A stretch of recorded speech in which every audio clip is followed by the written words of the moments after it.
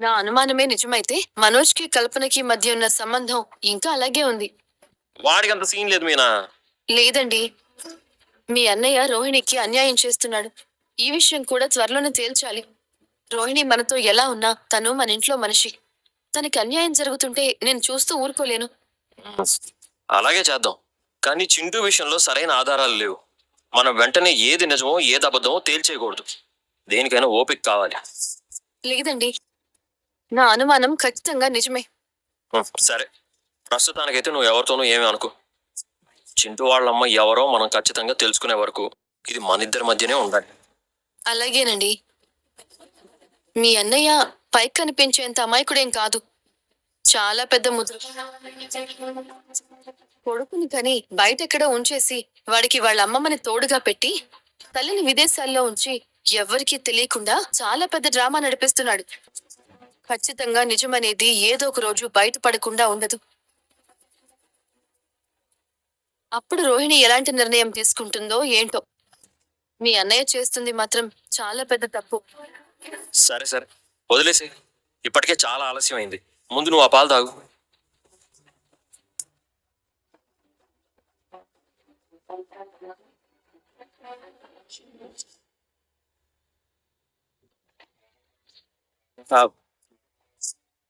ఎవరమ్మా నువ్వు? డైటీషియన్ సునీత. ఏంత సునీత? నా పేరు సునీత. అందరినీ సున్నితంగా తినాలని చెప్తాను కాబట్టి నన్ను సునీత అంటారు. మా అమ్మ చేతిలో కాఫీ కప్ లాగేసుకున్నందుకు మా అమ్మ సున్నితంగా సుతారంగా మొట్టికాయ వేసి ఊరుకోదు. వెయిట్ తగ్గాలంటే ముందు షుగరు, టీలు, కాఫీలు తగ్గించాలి. అమ్మో, రోజుకి నేను 2 కాఫీలు తాగుతాను. తేనె కలుపుకొని 5-6 కప్పులు తాగుతారుగా. మీరు నా దగ్గర ఏది దాచకుండా అన్నీ చెప్పాలి. అన్ని చెప్పాలా? ఏది దాచకుండా అన్ని చెప్పాలా? అయితే ఈవిడికి నోరెక్కువ. నా భార్యను దాచి రంపాన పెడుతుంది. వీడు 40 లక్షలు మిగితే దాచిపెడుతుంది. వీడి పెళ్ళం పార్లర్ పెట్టుకుంటారంటే ఇల్లు తాకట్టు పెట్టి. ఆవిడ ఏది దాచకుండా చెప్పమంది ఇది కాదు. ఇంటి గురించి కాదు, ఇంటి గురించి కనుక్కోవడానికి చెప్పమంది. ఓ అలాగా. అయితే వినండి. చికెన్ వండిన రోజు 1/2 కిలోకి ఎక్కువ, 1/2 కిలోకి తక్కువ లాగించేస్తుంది. బిర్యానీ వండితే సోంపు వేసుకోవడానికి కూడా ఖాళీ లేనంత పీకల దాకా మెక్కేస్తుంది. ఆపరా, నా వైపుకి వేలు విడిచిన చెల్లెల్లాగా వేలు చూపించుకో. ఎవరు ఏమి చెప్పక్కర్లేదు. మీ కోడల్ని చూడండి, ముగ్గురు మెరుపు తీగల్లో ఉన్నారు. మా అమ్మ కరెంట్ తీగలా ఉంటుంది. ఎలా ఉన్నా పర్వాలేదు, మిమ్మల్ని డైట్ చేయించి 20 ఏళ్ళు చిన్నదానిలా కనిపించేలా చేస్తాను. అయ్యో, అప్పుడు మా నాన్నతో కలిసి వెళ్తే ఈవిడ్ని చూసి మీ కూతురు ఏ స్కూల్ అని అడుగుతారేమో. నేను 1983లో 84 కిలోలు ఉండేదాయవా? నీ బొంద సన్నగా సన్నజాజి తీగలా ఉండేదాన్ని. ఇప్పుడు లావు జాజి తీగలాగా తయారయ్యో పాప.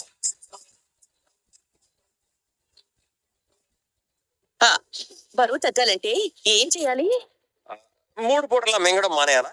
అది అపోహ. ఎంత తింటున్నామనేది ముఖ్యం కాదు, ఏం తింటున్నామనేది ముఖ్యం. అవును, కడుపుకి అన్నమే తింటున్నామా లేదా అనేది ముఖ్యమే. అయితే తినకుండా కడుపు మార్చుకోవాల్సిన పని లేదు. మొహం మార్చుకుంటే చాలా. కాస్త అమ్మాయికి మాట్లాడే అవకాశం ఇవ్వరా? సిటీలో చాలా ఫేమస్. ఓ, ఏనుగులా ఉండే వాళ్ళని పినుగులా మార్చడంలో. ఇదే కదరా ఆగమన్నాను. ధర్మ సందేహం నాన్నగారు. ముందు దేహాల గురించి మాట్లాడివ్వండి సారథి గారు. చాలా టిప్స్ ఇచ్చింది తెలుసా? వాటిలో టిప్పుల కోసం పనిచేస్తున్నావు ఏంట? రే, ఇవా టిప్పులు కాదురా, చిట్కాలు. చిట్కాలకి డబ్బులు తీసుకోదా? తీసుకోదు. అయితే అమ్మకి చిట్కాలు చెప్పి వెళ్ళమను. అదేం కుదరదు. ఒక్కసారి విజిట్ చేస్తే ఇంత అని తీసుకుంటాం. వారానికి ఒకసారి విజిట్ చేయాలి. నెలకు 4 సార్లు రావాలి. వారానికి ఇంత అని ఇవ్వాలి. ఇంత అంటే ఎంత? గ్రాసరీస్ తో కలుపుకొని వారానికి 8,000.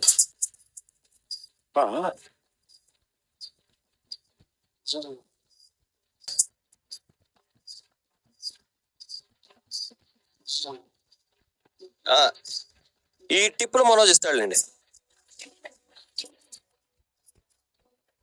వారానికి 8, నెలకి 32, అంటే రోజుకు 1100 అంతే. మిమ్మల్ని తీసుకొచ్చిన మా టిప్పులు మనోజ్ గడిస్తాడు. మేడం ఒకసారి లేస్తారా? ఇటు చూడండి మేడం.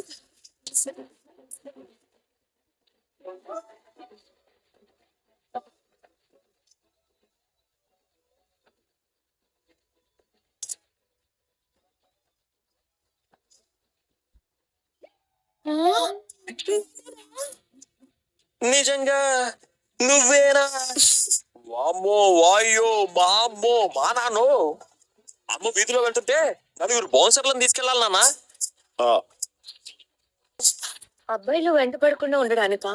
కుక్కలు వెంట పడకుండా ఉండడానికి.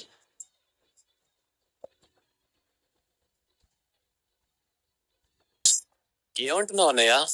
ఏనుగులా ఉండే మనిషి ఏదో రోగం వచ్చి ఏనుగులా పీక్చిపోతే కుక్కలు బొక్కల దయ్యం అనుకుని పిక్కలు పట్టుకుంటారా? అలా ఏం ఉండదు. ఆవిడ గ్లామరస్ గా కనిపిస్తారు. మనోజ్ గారు, నా ఫీజు ఇస్తే నేను వెళ్తాను. ఆ బ్యాగ్ లో గ్రోసరీస్ ఉన్నాయి, అందులో డైట్ షీట్ కూడా ఉంది.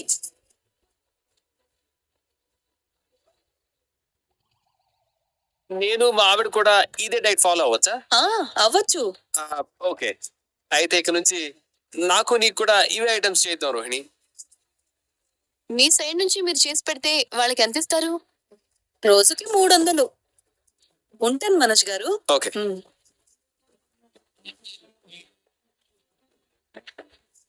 డబ్బు గురించి ఎందుకు అడిగావే? మీకంటే చేసి పెడతా. మిగతా వాళ్ళందరికీ కొవ్వు కరిగించడానికి మనిషికో రకం వండాలంటే మనిషికి 300 వసూలు చేస్తాను. ఆ, ఇస్తేనే చేస్తా, లేదంటే లేదు. ఎంత కమర్షియల్ అయిపోయావు మీనా నువ్వు. అయ్యో నా బంగారం. 300 బయట వాళ్ళకి, వీళ్ళకైతే డిస్కౌంట్ ఇచ్చి 500 చేసుకోమను.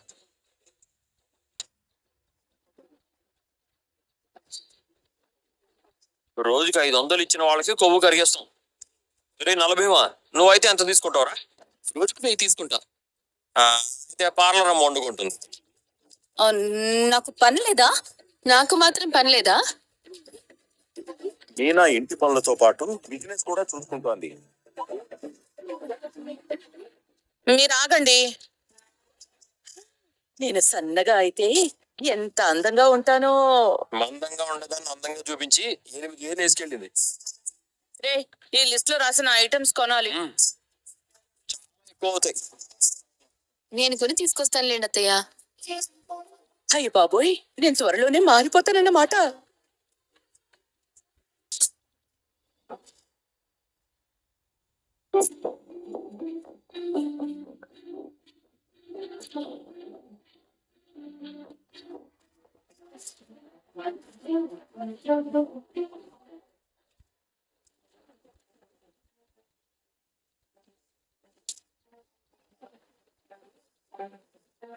నేను తీయను. ఏం చేస్తావో చూస్తాను. ఒక్కసారి చెప్తే అర్థం కాదా?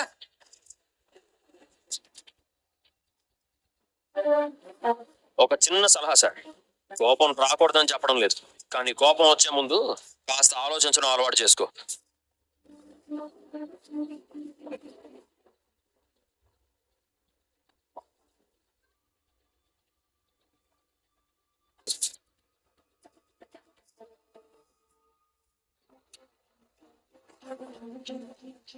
మర్చిపోను రా బాలు, ఇది గుర్తు పెట్టుకుంటాను.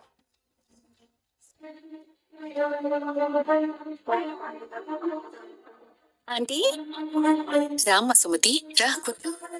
నమస్తే ఆంటీ. ఈరోజు శుక్రవారం కదా, పూలు తీసుకొచ్చాను. అయ్యో, ఇవన్నీ ఎందుకమ్మా? ఏం లేదాంటీ, హాస్పిటల్కి వెళ్లే దారిలో మీ ఇల్లు వస్తుంది, అందుకే తీసుకొచ్చాను. ఇక నుంచి కూడా నేనే తీసుకొస్తాను. మీ ఇల్లు దూరంగా ఉంటుంది కదమ్మా, నీకెందుకీ కష్టం? పర్వాలేదంటీ, నాకు ఇబ్బంది ఏం లేదు. అవును, పూలకి ఎంత ఇవ్వాలి? అయ్యో వద్దండి, మీ మీద అభిమానంతో తీసుకొచ్చాను.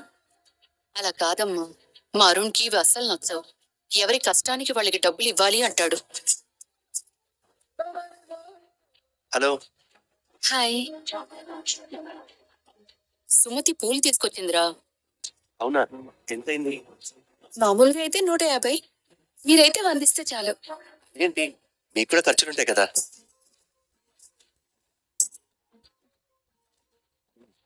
అయ్యో, అంత అవసరం లేదు. పర్లేదు, ఉంచండి. ఒరేయ్, వాషింగ్ మిషన్ వెయ్యాలరా. నీ బట్టలు ఏమైనా ఉన్నాయా?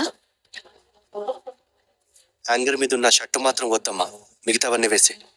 ఎందుకురా? ఆ షర్ట్కి ఏమైంది? వాడిని అస్సలు వదలను. ఎవరండి? రోజు మా వాడితో గొడవ పడే ఒక రౌడీ ఉన్నాడమ్మా. ఈసారి పాపం వీడి షర్టు పట్టుకుంటే జేబు కూడా చిరిగిపోయిందంట. Police shirt పట్టుకునేంత ధైర్యమా? అసలు ఎవరతను? ఆ రోజు నేను సస్పెన్షన్ లో ఉన్నాను, అందుకే వాడు అంతరించిపోయాడు. అయినా మీరు పోలీస్ కదా, వెంటనే అరెస్ట్ చేయొచ్చు కదా. అందరూ దొరికిన వెంటనే అరెస్ట్ అయ్యేవాళ్ళు కాదు, టైం రావాలి. ఇప్పుడు మళ్ళీ డ్యూటీలోకి వచ్చాను. వాడిలాంటి వాళ్ళు ఎప్పటికైనా దొరుకుతారు, అప్పటి వరకు వెయిట్ చేస్తాను. వదిలేరా, ఇలాంటి వాళ్ళు వస్తూ ఉంటారు పోతూ ఉంటారు. నువ్వు నీ పని చూసుకో. ఆంటీ చెప్పింది కరెక్ట్ అండి. వాళ్ళ గురించి ఎక్కువగా ఆలోచించి మీరు టెన్షన్ పడద్దు. సరే, ఇద్దరూ రండి, టిఫిన్ చేద్దాం. వద్దండి, నాకు హాస్పిటల్ కి టైం అవుతుంది. ప్రతిసారి ఇదే మాట చెప్తున్నావు. ఈసారి నిజంగానే టైం లేదండి. తర్వాత వచ్చినప్పుడు మాత్రం మీతో కలిసి కూర్చొని తింటాను. సరే అమ్మా. సరే ఆంటీ, నేను వెళ్తాను. సరే, జాగ్రత్త. మీరు కూడా.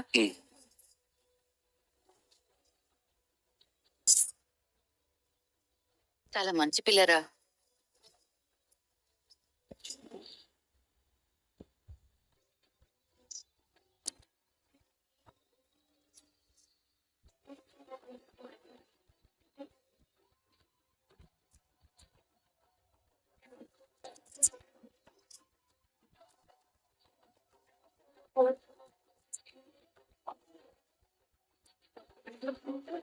ఎవరినైనా జుట్టు పట్టుకుని కొడుతున్నారా? ఏంటా స్టెప్ రేయటం? ఏంటా చేతులు జాడించడం? ఆ మీనాని పోటీ నుంచి తప్పించాలని నా బిజినెస్ ని కూడా పక్కన పెట్టి ఇక్కడ కొద్ది తైతక్కలు నేర్చుకుంటున్నాను. లేదంటే నాకు ఈ వయసులో అవసరమా? ఎలా చేయాలో నేను స్టెప్ చూపిస్తాను, అది చూసి చేయండి. అంటే నేను కరెక్ట్ గా చేయలేదంటారా? సరే, మీరు నాకు నేర్పండి. రండి రండి. ఏంటి అంత కోపం? మంచో చెడో ఒక గురువు నమ్మినప్పుడు గురువు చెప్పిందే అనుసరించాలి. మీరు అవతల ఎంత తోపైతే మాకెందుకు, ఎంత పుడింగ్ అయితే మాకెందుకు, కాస్త ఒళ్ళు వంచండి. సరే, నాకు అర్థమైంది. ఏదో తప్పు చేస్తున్నట్టు. ఈసారి సరిగ్గా నేర్చుకుంటాను. టీ తీసుకొస్తాను అదినా. నాకు టీ వద్దు కామాక్షి. రోహిణి చక్కెర తగ్గించమని చెప్పింది. ఏం తినాలో డైటీషియన్ వచ్చి చెప్పింది. చాట్ కూడా ఇచ్చింది.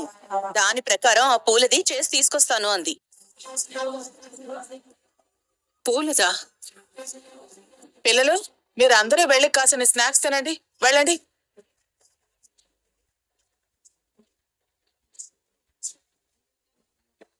పూలది అంటే మా మీనా. ఈవిడకు లక్షలు మింగే కోడలంటేనే ఇష్టం. రాబోయే కాలంలో లక్షలు సంపాదించబోయే మీనా అంటే ఇష్టం లేదు. ఓ 1,00,000 తెచ్చి చేతుల్లో పెట్టిందే అనుకో, మీనా కూడా నచ్చుతుంది. అలా మీనా సంపాదించకూడదనే కదా నేను ఈవిడ వైపు నుంచి నరుక్కొచ్చేది. మీనాని ఎప్పటికీ కోడలని ఒప్పుకోదు. ఓహో, కోడలని చెప్తే ఏమవుతుంది? పూలమ్ముకునేది, పైగా పేదంటి నుంచి వచ్చింది అని కోడలని చెప్పుకోవడానికి నామోషి. మా ఆయన మంచితనాన్ని చూసి ఆ పూల వాళ్ళు బుడిబుడి ఏడుపులు ఏడ్చి నా ఇంటి కోడలుగా అంటగట్టారు. నాకు నచ్చదు కాబట్టి ఎంతలో ఉండాలో అంతలో ఉంచుతాను. అయితే నా పని ఇంకా సులువు అవుతుంది. ఎలాగైనా ఆ మీనా బిజినెస్ మీదే కాదు,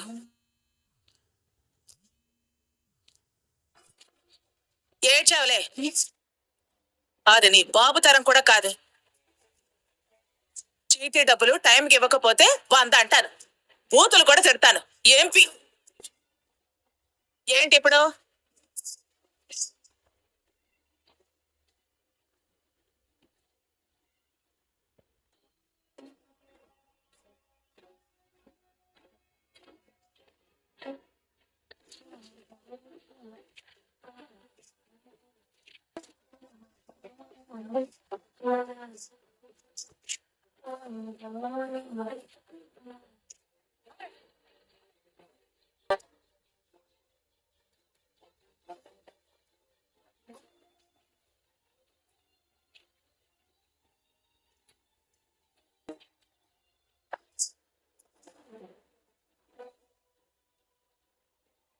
నీకు అవసరమా నా స్టూడెంట్స్ గురించి?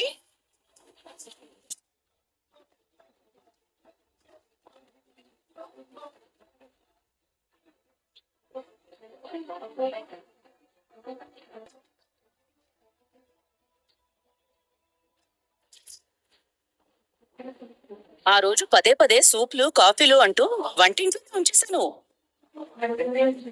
నువ్వు చెప్పినట్టే మండపానికి వెళ్లకుండా చేశాను.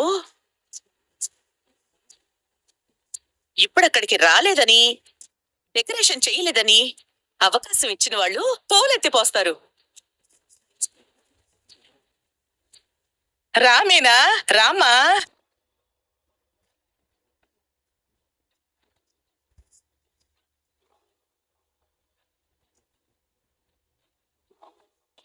మీనా తను తెలుసు. మా ప్రభావతి వదిన కోడలు. బాగా తెలుసు. అవును కదా. పరిచయం చేసే గొప్ప వ్యక్తి ఏమీ కాదులేండి.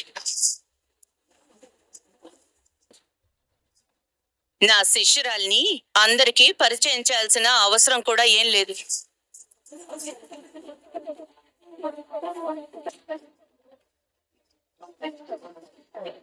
ఓ, గురు శిష్యుల సంబంధమా? ఇందులో ఎవరు ఎవరికి గురువు, ఎవరు ఎవరికి ఏం నేర్పిస్తున్నారు? పిన్ని, మీరు జాగ్రత్త. చెదలు పుట్టలు కట్టిపోతే పాములొచ్చి కాపురం ఉంటాయట. ఎవరిని పాములు అంటోంది మీ కోడలు? ఇద్దరిని కలిపే అంటున్నాను.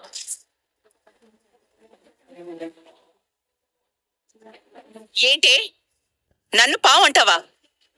విచారిస్తున్నాను. పాములని పూజించే సాంప్రదాయం కదా మనది. మీ ఇద్దరిని పాములతో పోల్చడం ఏంటి? వానపాములంటే సరిపోతుందేమో.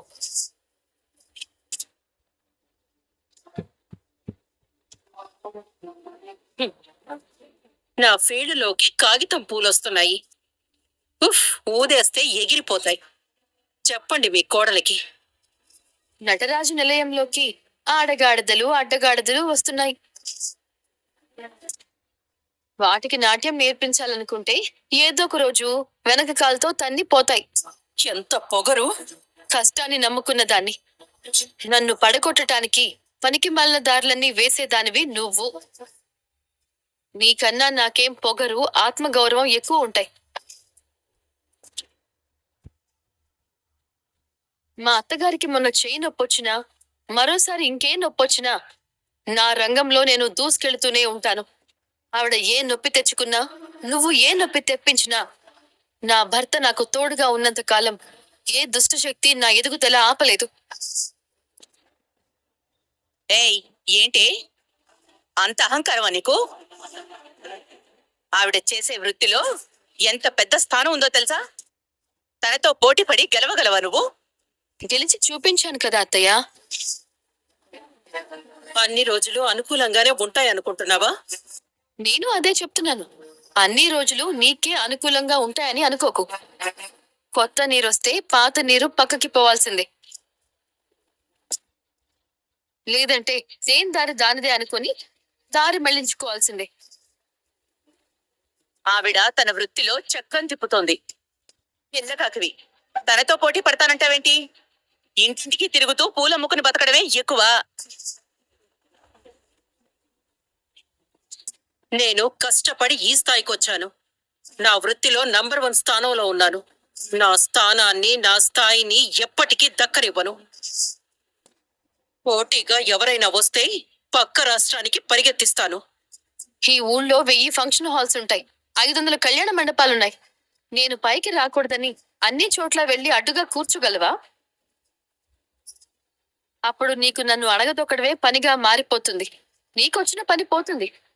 చూసారా మీ కోడలికి ఎంత అహంకారమో? ఇది అహంకారం కాదు, ఆత్మవిశ్వాసం. ఆవిడ నాకు అత్తగారు, నా భర్తని కలిచిన ఆవిడ. కాబట్టి అణిగి మణిగి ఉంటాను. లేదంటే నిన్ను పరిగెత్తించినట్టే ఆవిడని కూడా పరిగెత్తించగలను.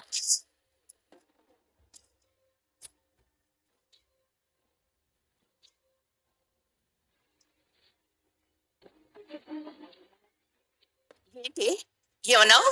దాని అర్థం మీ శిష్యురాలికి తెలుసు. తనని అడగండి. పరిగెత్తిస్తే పరిగెత్తే దాని కాదు. నేను పరుగు పందెంలో పాల్గొంటే పక్క వాళ్ళు గెలవకూడదని కోరుకోను, నేను గెలవాలని కోరుకుంటాను. ఏమైంది నీకు? కొత్తగా మాట్లాడుతున్నావు. మీరు కొత్తగా సహవాసాలు చేస్తున్నారుగా. ఈవిడ నాట్యం మీద